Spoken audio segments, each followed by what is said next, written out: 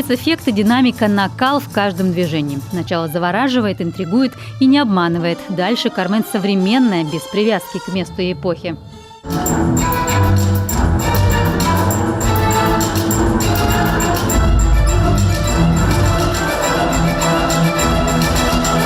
«Любовь на острие навахи» – это складной испанский нож, так назвали постановку.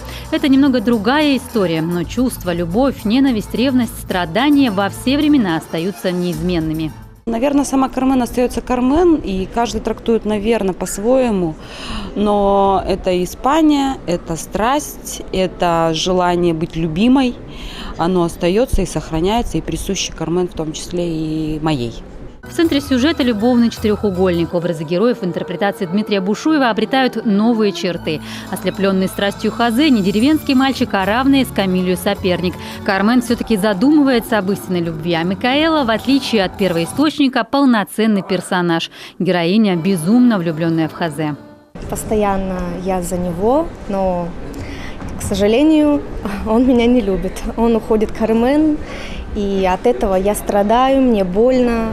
Испанские мотивы тоже на современный лад. Классика в обработке и композиции мировых исполнителей. Дэвид Гарретт, Джесси Кук, даже Дженнифер Лопес. Исключение – 2 произведения. В оригинале из «Кармен» сюиты «Бизе Щедрина». Хореография соответствует. Классика, народные элементы и уличные танцы.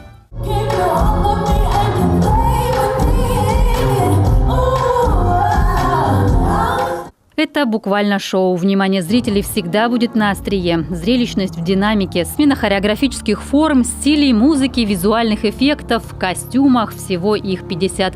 Трагическая история в новом прочтении – это 4 картины в одном акте. Все предельно сжато, но по драматизму полноценное произведение, финал которого еще более неожиданный. Герои обнулились. Так назвал это сам Бушуев. Победила любовь, чистая и правдивая.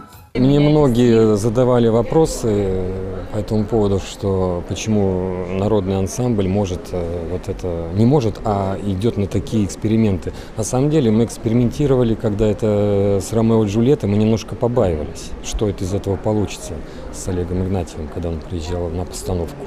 Но я вам хочу сказать, что народники, артисты балета народного плана с хорошей классической постановкой, они более восприимчивы к хореографии, вот именно современной, к модерну, к классической, к деми-классике.